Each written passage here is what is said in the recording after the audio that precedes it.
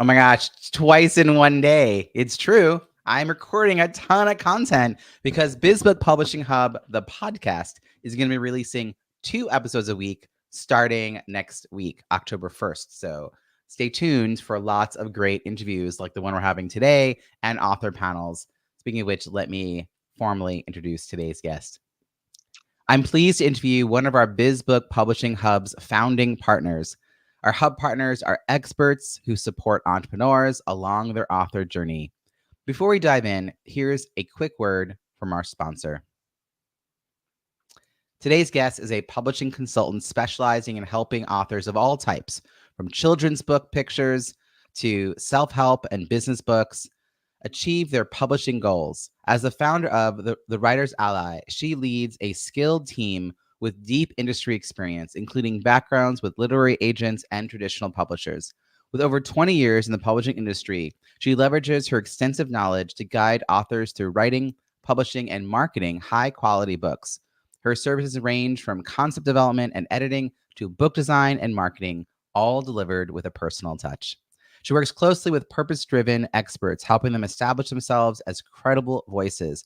Her unique approach boosts authors' visibility and opens doors to new opportunities, creating books that are valuable to readers and also increase the author's bottom line. Please join me in welcoming Ali Machate. Welcome, Ali. Hey, Robbie, thanks so much for having me. Ali, I'm going to jump right in here. I was pretty impressed with your website. I was poking around and looking at your team, and you've created quite something here. But this isn't where we start the story. I'm going to, want to be a little curious here. What was life like before all this got built up? What kind of led to you providing these kinds of services for authors? Yeah, it's not a journey filled with a ton of surprises, to be honest. I've been a fan of books really my whole life. In fact, one of our treasured family stories, my mom loves to tell new people about how when I was 3, I learned to read. And I started making books out of construction paper and crayons. And then, like, I would get everybody I could to listen to me read them out loud, of course. And, I was totally just making up stories to go along with like my little stick figures, right? But I was very, very serious about it. And really never changed. I followed that love all through my life. It guided a lot of my academic career, editor of the school paper, the literary magazine, blah, blah, blah. And after graduating college, I was really able to get a very coveted job at Simon and Schuster, which, as you know, is considered one of the big 5 publishers in New York. It was an amazing experience. I learned a ton there about what really makes a marketable book and how to work with authors, how to guide authors to really fulfill their vision for the draft and grow their platforms so that we could all sell more books. And I loved it. I learned so much. I got tons of free books. It was a really great time. But, for a variety of reasons, life changed, New York changed, .com bust happened, 9/11 happened, and I eventually found myself a little stuck in my career. So I decided to take a pause. I left to finish up my master's degree in English and creative writing, which I had been getting part time up until that point. And while I was going to school, I decided to freelance a little bit on the side, as one does. And I was also writing articles about how to get published and speaking into small groups, like small local writers groups. And my intention was absolutely to return to the book publishing world, to go back, to one of the big 5 or a smaller indie press. But I really found that I loved freelancing. I loved having that very direct connection with the author in that very early stage. And I loved teaching. So I just kept doing it. And fast forward some years later, that was really the early days of the independent publishing boom, and we started to see self-publishing really become a viable option. But there were so many scams. There were so many people out there hanging up shingles as editors or designers who had no experience, people just trying to get money by playing off of authors' egos. And I wanted to help with that. So they were struggling to find help they could trust. A lot of people were coming to me for referrals. So I decided to expand from being a solopreneur to leading a team. And that became the Writer's Ally. Okay, there's so much to unpack here. The first of all, Ali, I'm picturing you at 3. That's so precocious and cute. That's amazing. Yeah, I wish you've we'd had kind of always smartphones back been, then. yeah, you've always been who you've always been, right? Like, Pretty there's a much. very clear through line. I was also, as you're saying, like, when I was going for my master's in, and I was like, let it be something other than English lit, like, like, let's see, it could be something like, completely, nope, nope, okay, we're sticking with the theme, got it, okay. So, I mean, that's Yeah. great. And also, I love that you got the opportunity to work at one of the big 5 at Simon& and Schuster, and I mean, I imagine just being behind the scenes, you just learn a lot about that industry, good and bad about what that looks like, which a lot of authors, one of the mistakes they make is over expectations for what that relationship will look like if they get picked by a traditional publisher. Like they feel like they've won the lottery and like that's it. I can retire now. And it's like, no, no, no, no, no, no, no. Yeah. So I think you get that better than most because you really seen what that looks like. And you sort of slowly developed your own work as a consultant, as sort of a sole, initially the sole contributor, and then creating at a team. And it is an impressive team. I was going through this because on the hub we've got quite a range of hub partners, and some like you really provide like a soup to nuts. Who has nuts at the end of their meal? Why is that a phrase? I know. So Soup weird. to dessert kind of experience, and others are more of those individual contributors, like a really well-known editor or a really great graphic designer. I mean, we have a RISD trained graphic designer who's like Wow. artist. So it's really cool that everyone can choose like the path they want. But for people who are looking for more of a one-stop shop, you can really provide that. Your love is what piece of this? Like, what's the part that you've got a team? There's a lot of things they can do, but what's the part you're not willing to let go of, even though you could? Like, what's your piece of this puzzle? Yeah, I think the best way to classify that would really be the education piece. I'm still the one who is writing content for our email list or for blog posts. I'm the one who's creating webinar trainings. I'm speaking next weekend for I'm speaking online for a local writers group that's a few hours away in Maryland. I'm doing a retreat in November. I still love to get out there and talk to people and even do stuff like this. I love talking about books. I love talking about writing. I love talking to authors about their books and their writing. I mean, it's really my passion. So that's the piece that is still very much mine, and I don't have any intention of giving that up anytime soon. It's great that you've built out the team who can do the client work, so you're able to do this front facing like education with the public and connecting with authors and author groups. Yeah, I would love that. Like, I'm just thinking about how much like what can I get other people to do? Because I'm like you. I love doing this kind of thing and sharing knowledge and getting, educating prospects about what they really should be looking for, not just what they think they need. It sounds like your role has evolved quite a bit because, before, was it really more editing or helping people with writing? Like, how did your services start back, in the early aughts? Who uses aughts? All right, move on. Yeah, sure. So my first love was editing. I absolutely started as an editor. That's what I did at Simon and Schuster, and I was really fortunate because I worked for the trade paper department at first, that eventually got spun into their own imprints. So we were doing all of the paperbacks, and then we started doing paperback originals, and then we became our own imprint. So I got to work on a lot of different types of books, which I think is unusual for some people. You know, almost anything. We didn't do really hardcore genre like straight romance or straight science fiction, but as far as commercial fiction goes, nonfiction, memoir, fiction, all kinds of stuff. And so I got a really broad experience and I loved it. And when I went freelance, that's what I did at first. I did editing. I helped people to develop their manuscripts. I helped people to write book proposals. And I also did writing. I don't know if anybody still remembers the Spark Notes era when Barnes and Noble was publishing these little guides to compete with Cliff Notes, and they called them Spark Notes. I wrote a bunch of those, you know, and I did some ghostwriting as well. Ghostwriting was sort of the second stage of my career after I had been editing for a while and teaching. I started doing some ghostwriting projects. I have my actual credit on one that was a collaborative project that became a national bestseller. Was a wonderful experience as well. And it was really from there. It was like being this person that often met the authors early in the process. And then they would come back to me and say, hey, so I need a cover designer, or now you've helped me develop the book. Now I need a copy editor, or I want to submit to an agent, but I need help with my query letter. And that process of finding people that I felt good about referring others to is what originally became the seeds of the team. Yeah, I mean, a lot of the feedback for the hub partners that I've been talking to is, and this is a side benefit, of being part of this is they started building up their own referral network within the network, because they didn't have the team, but they still have the same needs you were just describing. They're at a different point in the journey than you. They haven't built up the team, but they still want to be able to handhold people to a great referral and even say like, here's two options, or let me know who else you were thinking about that I may have met them through the hub, that kind of thing. So I love that we've created this space at bizbookpublishinghub.com for people to start to investigate that. But for some people, they really are looking to just be held through the process by one company. Like they don't want to have to project manage between different sites and people and da da da. So tell us a little bit about. I mean, you keep saying you're meeting authors at the beginning of the journey. How early are they? Just like, I'm thinking about writing a book, or have they started with an outline, or are they already working with other writing coaches and then coming to you? Like, where do you first want to meet somebody? And of course, people could come probably in later, I'm guessing, but like, what would be ideal for someone coming to work with you?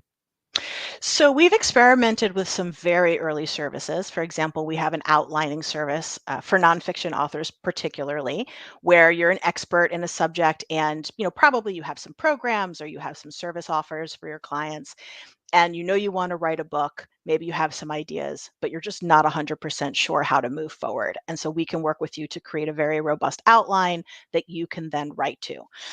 We've also experimented with some coaching programs, but I would say that our real sweet spot at the moment is when you're completing your first draft. So I have a great network of book coaches, right? Being a part of the hub is a great way to meet people sort of at either end of what you do, right? Like as bookends. So I network with a lot of coaches, I network with a lot of ghostwriters. And then once that first draft is created, we pick up with the developmental editing stage and can take people from there. If they want to submit to agents and publishers, we help them put together their submission packages with a query letter or proposal, depending on the book. And for those authors who decide to publish independently, we can take them further and offer design, publishing, and marketing services. And I think one of the things that really sets us apart from other groups out there is, as you mentioned, from looking at the site, is that everyone on the team, first of all, has serious industry experience to draw from.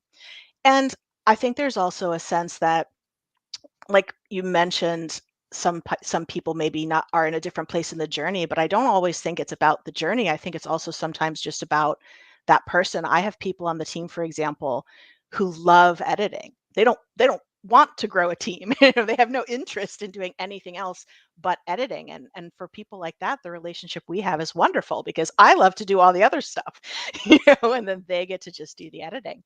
And we aren't just interested in massaging someone's ego. We aren't interested in, putting lipstick on a pig, as they say. We work with serious authors who really care about the quality of the book and, who want it to do more than just be something pretty that sits behind them in a Zoom call, right? Like our best clients have goals out in the world and they want their book to help them achieve those goals. And you know, a book can be well written and still not be marketable or attract good reviews or achieve whatever specific purpose you might have had in mind for it. And in the editorial process, we really help authors to understand the difference and help them bridge that gap. Tell me a little bit about the kinds of authors you're working with. Are they mostly nonfiction entrepreneurs, or like what's the range been for you? We have a pretty good range as long as it's a commercial book. We don't do anything really technical or academic or anything that's too deeply niche that would require, deep subject matter knowledge. But if it's commercial, we work with children's picture books, middle grade, YA, adult, across pretty much the whole range of genres. And nonfiction, absolutely everything from memoir and more journalistic pieces to the kind of self-help business, parenting, health type books. And so when someone comes to you, particularly I'm going to focus on folks who are thinking about building a business around it, speaking, coaching, consulting, maybe online programs, that kind of thing. How are you helping them situate the book in that whole vision that they have? Because I feel like a lot of authors, they, yeah, they don't really get the work that goes into making the reader become a subscriber, become a prospect, become a client, right? Like it sounds simple enough, but it's really not. And one of the things I like about the hub is that the people who are part of it all do work with entrepreneurs. And so you understand those unique challenges that they Definitely. have. So yeah, like, do you have anything additional that you're asking them, or like, how do you help make sure they're lining the book up for that vision that they have in their head of what they want their life to look like, because of the book? Yeah, no, that's a great question. Certainly, if we get them really early, which is where that education piece comes in. So, there's this business has a very long tail because it can take a long time for people to write a book. Certainly, some people can write a really great, very narrowly focused book that's short in, maybe days or even weeks to create a first draft if they're really dedicated. But for most people, it takes months, maybe even years sometimes to really get that book together. So I'm meeting people at various stages in the journey. I like to talk to them early. I like to talk to them when they think they have an idea and they're just starting to brainstorm and write drafts and make outlines because I like to help educate them on how to think about what their book should be and how to think about, again, that idea of the book being something that helps you to achieve a goal, not just necessarily the goal in and of itself. Of course, it's wonderful to write and publish a book. Everybody, you feel good. It's a wonderful experience. You create something of value. It helps other people. But for most business owners and entrepreneurs, there's so much more that can be done when you have a great book and when you have the right book. So I speak to people about that. I consult with people about that. If they work with us on their outline, that is very much what the outline process is focused on. And I'm always looking for new ways to sort of build that into the process so that we can help guide them even before editing. Although I will admit right now, most of that is happening in that developmental editing stage where they have some rough material to work with, and we can kind of go in there and pinpoint the bits that are speaking to what they've told us they want to do versus the stuff that maybe is really interesting, but probably should be held for another book. Yeah, they often don't realize maybe you're writing 2 books here. Like, Yeah, maybe you're writing 2. No one wants to read a 900-page book, just so right. you know. It's just not really a thing. My thinking around my ideal prospect has evolved in the last 6 months, as I've sought out referrals for this by building the BizBook Publishing Hub and the events we host, and now this podcast. I originally was like, "Oh, I want someone who has the manuscript that's ready to go to the editor." Now I think of that as the last moment to introduce me. Like, I'd love to be, like you said, having conversations with someone who's just getting started. I am not a development editor and I'm not a writing coach, but I'm a strategist. And I know that my job launching your book is going to be easier if you write the book with the intended audience, with all the right lead magnets built in, with the sort of plan for how this is all going to be built to help grow the business. Sometimes I'm scrambling to help someone who already published figure Yeah, out the game plan. It's like, oh, so you published a book. Okay. Now you want it to actually help your business. Oh, okay. Well, let's see what we're working with here. And I yeah, actually have a talk that I give called "Don't Just Publish, Launch Your Book." Right? It's like this idea that publishing is such. Oh, I made an analogy the other day. I think you'd like, Allie. I said, yes, writing a book is a lot like a marathon, except the runner gets to rest when they hit the across the finishing line. This is more like a triathlon, more like an mm, Ironman. y- Like, yeah, there's the bike ride, there's the swim, and then there's this marathon. Like, you right. got to do all phases and you have to do them all well, and then maybe you can rest. Yeah, yeah, so true. Very good analogy. So, as you're thinking about where you find your prospects, where have you had some success with that? I mean, I meet people all over. I would say that early in my career, I focused a lot on writers' conferences and writers' communities, partly because as a writer myself, I already had some relationships there. I was going to events, so it was fairly easy as a participant to say, oh, this would be a really cool place to speak at. Who do I submit a proposal to? But over time, as I personally became more specialized in nonfiction, as a ghostwriter, as a book doctor, I did a lot of book doctoring for some of the major publishers right in that ghostwriting period. um, I really started to realize that to reach the nonfiction authors, to reach the entrepreneurs, the experts, the speakers, the consultants, all of these folks that we're talking about, they don't go to writers conferences. That's not where they're at. They're Not even necessarily going to business conferences. I mean, I did do some events for entrepreneurs where I spoke about writing a book, and some people were interested. But where I'm finding the most success is, first of all, through, of course, referrals. Referrals is always really helpful, but also in communities and getting to know people who have communities of experts for whom a book would be really popular. So, communities of coaches, communities of speakers, communities of podcasters, right? People like that who I think already understand, if not how to do it, they understand the concept behind a book being a tool that gets leveraged versus being an end all be all product in and of itself.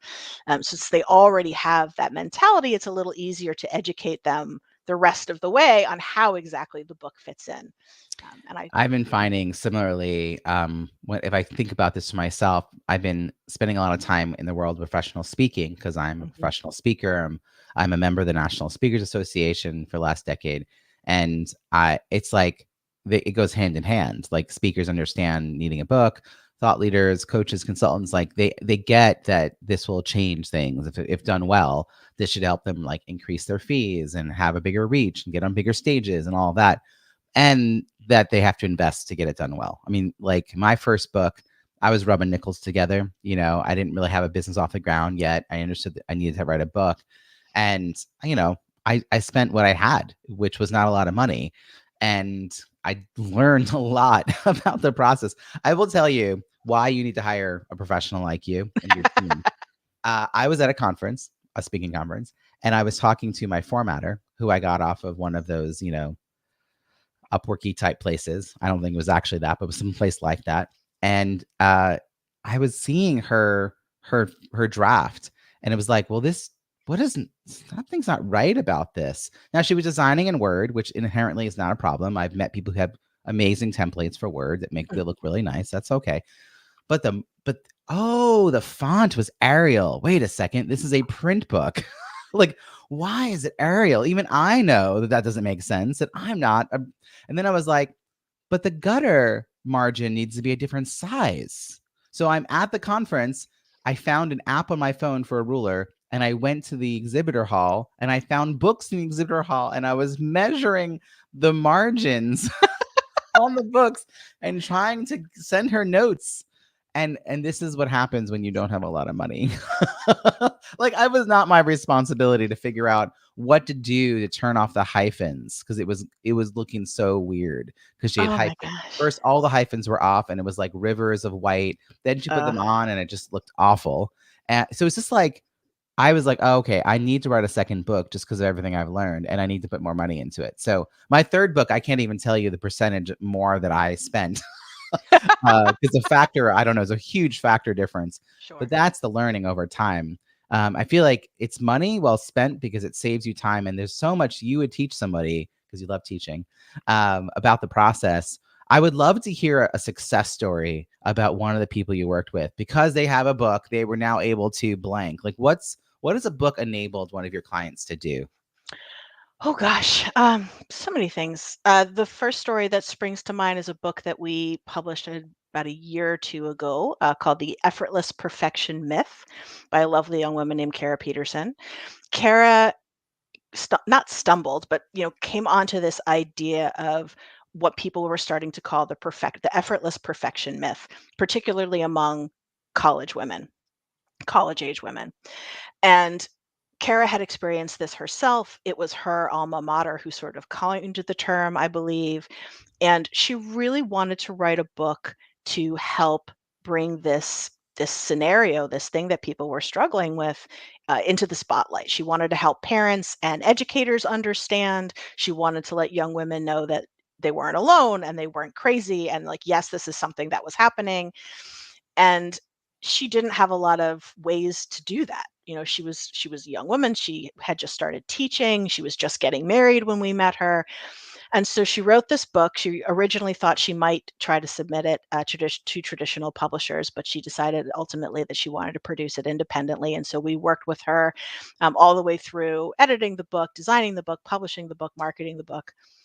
And she has done such amazing things. This book has opened so many doors for her. She has spoken on huge platforms. She's traveled around to major universities to speak to the student body and to speak to the teaching faculty. She's published articles in major national magazines. She's been interviewed on some of the top podcasts. I mean, she's out there making a difference and really, spreading this message and awareness that was always her goal, right? Speaking of goals, it wasn't just about writing a book. She wanted to create a movement of awareness around this issue. And the book absolutely helped her to do that. And it's just absolutely a wonderful, amazing thing to be a part of that with somebody. I used to tell people that what I loved most about publishing nonfiction is that we help people to help thousands and millions more people, right? By getting that book out there. It's just incredibly fulfilling. Yeah, when it's done well, it leads to opportunities that often the author couldn't envision. I heard some really great stories in these author panels about products and services that got developed because people reached out because the book was such a hit, and they were like, wait, do you also do coaching, or right, or that kind of thing. So she's Yeah. getting on stages, she's getting to talk. That I love this story because it's such hopefulness for the people listening who are at the beginning stages of writing a book. Is like, if you can find the right partner for all of this, whether you are hiring a hybrid publisher, whether you're project managing it yourself and hiring the people who you need for different pieces of this, I think just that insight will help you get the right results. I'm aware, having now met with so many hybrid publishers because of the hub. I think like a third of the hub partners are publishers in some form or fashion. First of all, I learned this term assisted self-publishing, which I Mhm. had not heard before. And then there's hybrid publishing, which I've now heard so many variations of it. I'm not sure why we use one term. I feels like there should be like 5 different ways of describing that. So for your clients who choose to go the indie route instead of going and trying to get it traditionally published, Mhm. you're providing all the support through publishing. Are you the imprint? Do you manage the KDP on Amazon? Are you the imprint and they still have access to the KDP on Amazon? Is there a royalty share? Are they paying up front for fees? Like, what does it look like for the way you do it? And do you have different versions of that? Because I've also heard that it's like, we have like 3 different options. And it's like, oh, all this on the surface, none of us know this.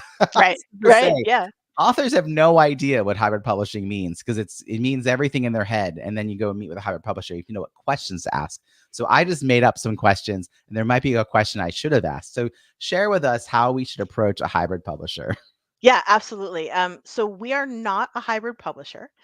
And the main reason, if actually the Independent Book Publishers Association has a really great page and sort of a statement around what an ethical hybrid publisher should look like.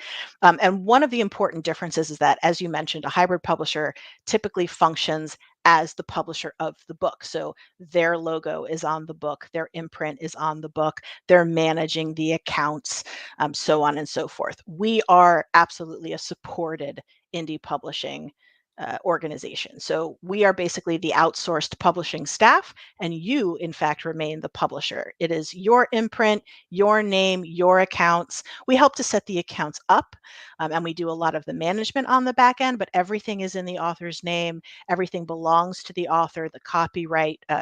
There are no royalties because we don't take any further cut. It is the flat rates that we agree on to produce the book or to market the book, whatever it is that we're doing for the author. But once it's out there, it is wholly and 100% theirs. So you're introducing another term here: indie publisher, hybrid publisher, assisted self-publisher. All will help you get your book done. Possibly a hybrid publisher is actually an indie publisher. What is the difference between an indie publisher and assisted self-publisher? So the thing that gets confusing is indie. So there really is no such thing as an indie publisher that is a self-publishing organization. In the book publishing hierarchy, there are indie presses. It's more like if you hear the indie music scene or indie filmmakers. So you have these indie book publishers. They're generally small. They often have a more artistic bent. They have different goals than a mass marketing machine like Simon and Schuster would have had. That's really an indie publisher. Indie authors just to make things confusing, might be an author publishing with an indie press, or more commonly, we use the term indie author to refer to a self publishing author. So, an author who has published independently. So, that's really what the confusion is right there. Oh my God. I don't know if you cleared it up, but yes, that is what the confusion is. I think that maybe one of the things that a potential author, should be aware of is what is the outcome they're hoping for, and then figuring out the best thing. The reason I ask, because the services I provide are around helping these authors, particularly these entrepreneurs, build launch teams that lead to 50 or more Amazon reviews and creates a pipeline for the offer that comes after, because I'm helping them identify prospects and referral partners to put on their launch team. And if they have access to their Amazon pricing through KDP, then this is an easy peasy thing for them to do. Right. uh, Absolutely. and if they don't, then we have to go and have a conversation and see whether that publisher is open to this particular strategy for this period of time. We're going to drop the book to 99 cents and we're going to do this and this, and then we'll raise it back up again. But at least you're going to have all these reviews, which will sell more books in the long run, particularly bulk books. But not every publisher gets that. I see you nodding, but not every Yes. publisher gets that.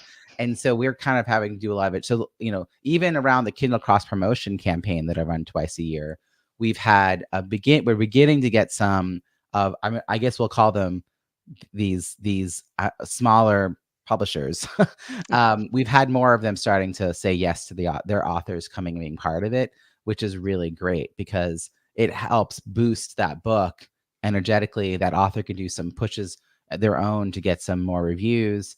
They get to be part of this community effort with other authors, and then the price goes back up and more sales come in. So it's just hard to educate sometimes. So if they have access to the KDP, I think of that as a plus, and that you're helping them set it up right. Because I've also seen, and this is where I'm a, I don't want to say snob. Okay, so I'm a little snooty when it comes to self-published books that don't look traditionally published. Oh, yeah. I'm like, Absolutely. oh, these are red flags. And the reason I'm aware of it is that the self-published book idea still is not well received in a lot of places. Right. So the assumption it's not going to be great quality. So I'm like, don't give any telltale signs. And one of the big ones, and I want to hear your thoughts on this, is when people reprint their cover to say international best-selling author or Amazon bestseller or something along those lines. I'm not talking New York Times, right? We're not talking about that kind of Right. thing. We're talking about an Amazon related thing. Would a publisher do that?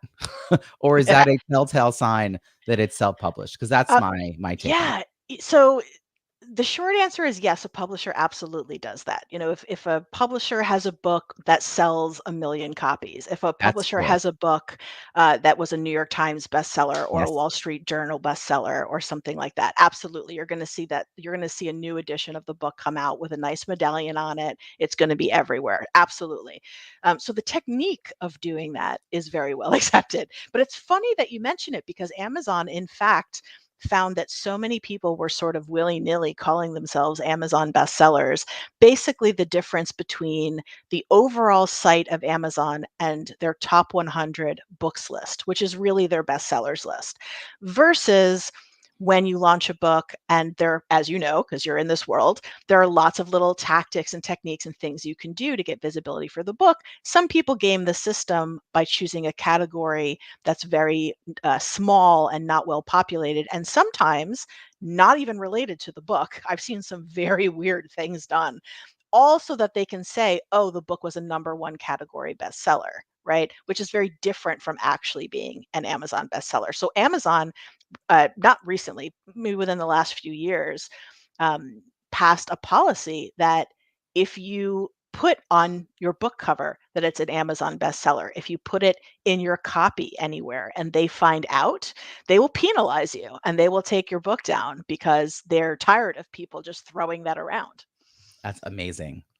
I knew vaguely of that policy. I'd heard about it a couple of years ago, but I hadn't thought about it in the context of this conversation because my talk that I've been doing lately has focused on stop paying for Amazon bestseller campaigns. It's not going to increase the revenue that goes in your bank. It's a good way to spend money, but it's not going to change anything. And instead, like the process that I run of a strategic launch is going to probably hit number one if you're if your categories are even reasonable to do so, Right. because you're selling the book. And then there's the people who who hit number one in a free category while they aren't even charging, and then they tell everyone their bestseller, and I'm like, you Yeah. didn't sell anything. So there's, I mean, talk about confusion. I'm happy to hear this from a publisher, because I think the distinction about also even like in a bio, being a best-selling author, my book has hit number one on Amazon in 30 categories across 4 countries. I have 3 books. Wow, that's amazing. That's amazing. But I'll simplify it. I don't just say I'm an international best-selling author, because Right. that's not true. Right. And I was thinking about, like, I have a friend who wrote Exactly What to Say, Phil M. Jones, and that book is like, I don't even know how many millions of copies in like 30 languages. Like, that's an international best-selling book and author. Like, we're not the same. But what I achieved is really exceptional. And so, like, taking the time to say that whole sentence, like my last book hit number one 18 times across the US, UK, and Canada, like, that's a feat, and that's a thing on its own.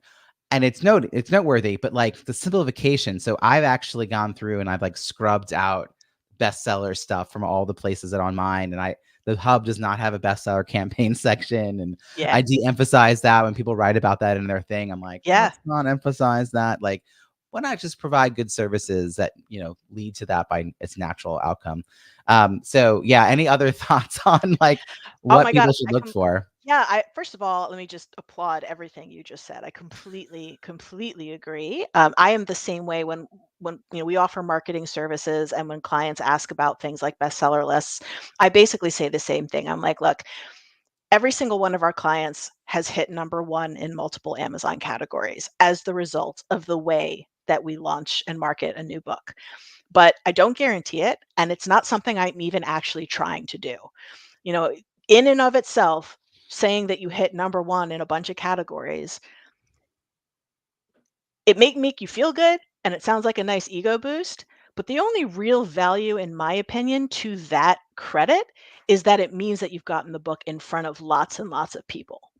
Or Like 12? that's right, right. Hopefully not 12. Like if you've done it right, the reason it matters that you hit Yeah. number one is because now by hitting number one, you have access to different things Amazon will do to continue to show your book to people. That's what we're trying to do. We're trying to get Amazon and some other sites, but mostly Amazon, to want to show your book organically in a way that you cannot buy and cannot convince them to do, to have them show your book to lots and lots of new people. And ranking in the categories is a great way to do that. So it's not about being a quote unquote Amazon bestseller. And I think that that term is so overused as to become meaningless in all the ways you just explained. But it does matter because of what happens when you create that effect. But yeah, I never call it an Amazon bestseller campaign for that reason. If you have the overall plan in place, this shows you that you're moving the plan. Like, if you have a whole strategy. Right. I am curious what your thoughts are as a publisher regarding reviews, because you're a rare breed of publisher who seems like you do more than just publish. I've also been told the main thing you hire a publisher for is to publish your book, and some will do more than that. So understand the difference. So Yeah. what is your focus on the launch part before the marketing part? Like, are you helping with launch teams, reviews? Like, what does that piece look like? Or do you move them right to like a PR focused campaign? It really depends on the client and what they've chosen for themselves. So it's not a part of we don't have one standard package where you kind of start at the beginning and go all the way through to the end every time. Everything is broken down into packages by stage, because we recognize that we meet people at different parts of the journey. And also, we like to play nice with others. We understand that sometimes people have different budgets. You mentioned working on that very first book and the designer who used Word. And, if you were doing that today, it would be a very different picture because there are such better tools that are free, or very inexpensive that anybody can access. It may not be the world's most beautiful cover or the world's most beautiful interior layout, but you can get those things done with a lot less invested, um, than you could when you were trying to do that first book, right, back in the day. Yeah. So um, so what do we do? So when people want to work with us, I do private consultations with nonfiction authors who have a business and who have a platform. So if they have something to leverage, whether that's a mailing list or a strong network of other people with mailing lists and other people with audiences, I work with them one to one to help them create a strategy that is very much a launch. So it is about putting together review teams. It's about figuring out what relationships we can leverage to get more exposure, how we can network with other authors in the category for joint promotion opportunities and things like that. We That's also great. have a oh sorry, we also have a pre-created package. It just depends on what the book is. But I love your process. I think that what you do in really deliberately building the launch team with an eye towards who your prospects are going to be and what that service or that program or that offer is going to be after the book, and just sort of like tying the whole thing together is really wonderful. It's funny, I was like, this is common sense. But then as I talked to all these people before starting the hub, when I was debating sort of what am I doing next with this? I found out it was a fairly unique approach, although it was common sense. And it is a lot of hard work. It's a lot easier to probably get four people to just, swap email lists, right? Like as much effort as that is, it's still a lot less effort to talk to four people and do some sort of collaborative effort than it is to go sign up, 200 plus people on a launch team and have them be really specific kinds of people. Because Right. some of the people sent to me for relaunches, I get on the call with them because I'll book a complimentary book launch strategy, some brainstorming session with anybody, and I'm like, wait, you have 34 reviews. You're like, kind of like, what's and then wow, I don't have any business. I thought the book was gonna help me grow my business. And I'm like, I'm thinking, okay, well, at least some of these 34 people are gonna be prospects. Like, well, let's talk about that. Oh, so tell Right. me how you got these 34, and they go, oh, my friends and family really came through for me. And I'm like, oh, facepalm, because your friends and family don't have budgets, they don't need your services, they're not gonna make referrals for you. Like, so a lot of energy to get reviews. The reviews got gotten, but it didn't build a pipeline at all. And that just seems like I don't know, misalignment of energy to output. So I put a lot. I mean, to me, a lot of it's strategic and coaching and all of that.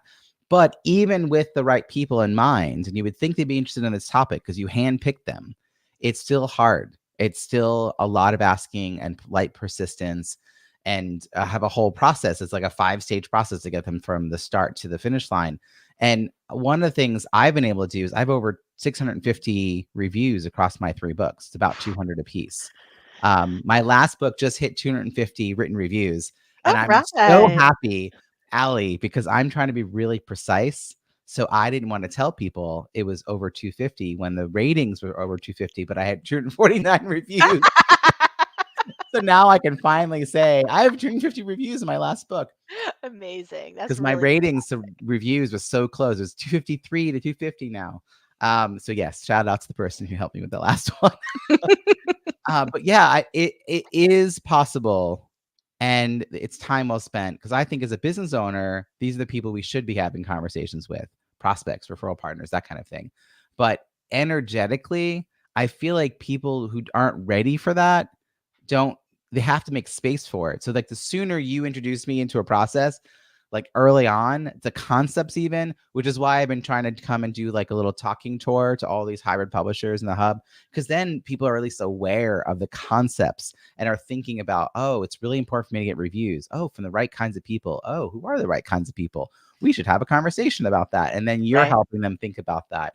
I definitely have had to help people figure out the next steps after the book exists, and it's a lot harder than if they're with a partner who's asking the right questions. So I'm just happy to hear you're even helping them see these things through, to be honest, because I do feel like the publisher's job is to publish the book, but the authors think the publisher's going to do so much more for them. And Yeah. it depends. It's one of the questions you've got to ask. You got to read the contract. You've got to pay for the extra package, whatever it is. You've got to ask questions, because not all publishers have. I mean, I've got some in the hub who have a marketing background. They actually came into publishing because they have a marketing background. Well, you're going to Right. get a different support from that person than someone who has no marketing background. Yeah, and and I'm certainly, this is not against people with a marketing background, because I've met many people who have a marketing background that have parlayed that into really amazing businesses of their in the book world. But I will also say this is why it's so important to know what your goals are. I met a guy once years ago who told me that he had spent over $25,000 promoting his book with a super, high rated, well referred marketing expert, but this marketing person was not a book person. I forget what, he had some other business, some like manufacturing business of some kind, and he was basically working with the same marketing person that he had worked with in this manufacturing business. And they essentially blew the budget on like running ads in newspapers and magazines. Like, it sold no books because that doesn't work when you're not Stephen King, right? Like, that's not, he wanted to move books, and this person just, got all of these ads out there and like got some awareness. But, he spent all this money on something that for a different kind of business or a different kind of product was probably a really professional, slick campaign, but it wasn't what this person needed at all. I have a friend who wrote an excellent book, and I, was supporting her book, and I got a package in the mail, and it was from through her PR company that she'd hired, and it was the book, but the book was in this beautiful box that was branded, and it had came with all this extra, like, not just a bookmark, but like another little box that you put water in, and it like sprouted seeds. It wasn't related to the book. I don't understand that at all. um and like the amount of money that went into sending that, and that it went to me, that's not going to change how I support this book, right? Like, Right. I was already a friend of hers supporting this book. I'm not a decision maker in a big company. That it wasn't thought like, maybe it makes sense to send that to some major people in some companies or something, I don't know, just to break through the noise. I mean, sure. Influencers unboxing thing, right? I mean, yeah, yeah, you get it on a TikToker's video, that could be cool, but like, it just felt misplaced and expensive, Yeah, and I just was like, yeah, that's the thing that you said, you got to match the marketing strategy to an outcome, which is why I tell people to track their promo efforts to sales and see what's actually working, and don't just keep absolutely. throwing money at something. Okay, this has been awesome. I'm curious, just because we're going to wrap up in a moment. Any highlights from having been part of the hub? Any thoughts about the fact that we have both this community together? We've got these free virtual networking events for writers and authors. We have meetings for the hub partners to get to know each other. The Kindle cross promotion, which isn't officially the hub, it's something I'm doing twice a year. This podcast. I mean, what are your thoughts? You've been in this book world a long time, age 3. So I want to hear your thoughts on what this has all meant for you. Yeah, I mean, communities are really where it's at. I think that that's always been true, but I think post-pandemic, we're seeing it more than ever, especially online. Like, a lot of communities by necessity had to shift online during the pandemic and have found that it opens them up to a whole new, avenue to reach people. So I think that having a community where experts can network with each other for support, for questions, right? We all, learn new tricks from each other all the time, and learn from each other's experiences. And especially from that referral perspective, when somebody has a person they've worked with on one thing that they really trust, and that person can then introduce them to someone else, or that person introduces them to somewhere else. Referrals are all about relationships, so I think it's wonderful to have not just a database of vetted professionals that you can peruse. Like, sure, that's helpful, but the more people in the hub get to know one another, the warmer and more valuable those referrals become, and that's helpful for everybody. That's awesome, Allie. In a moment, I'm going to ask you to share what advice you would give someone who's writing a book to help them grow a business. But first, a quick word from our sponsor. All right, Allie, give it to us. What's this great advice you want to share with us? Well, I would just say that, the market has always been crowded, but we really saw an explosion in self-publishing during the pandemic. There was a record-breaking 4 million new books published. I think it was in 2021. So the most important thing that I would want someone who wants to write a book to understand is that to ensure your success as an author these days, you got to get really, really clear about what you want your book to accomplish. who it's really for, who is it targeting, and how can you best stand out to those people. And more than ever, you just need to rise above the noise, and it's not enough to just have a good book. People need to be really honest with themselves about what they're willing to invest to achieve success, because it is a very competitive business and good isn't going to cut it.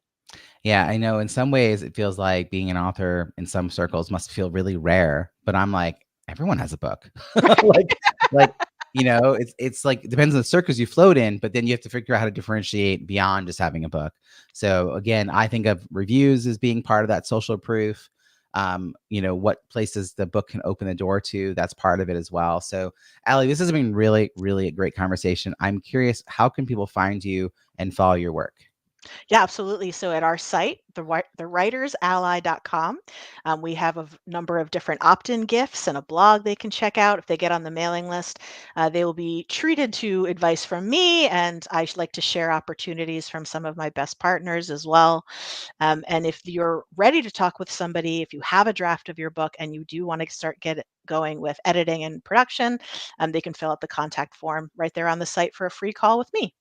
Brilliant. I'm going to put all those links in the show notes at bizbookpublishinghub.com.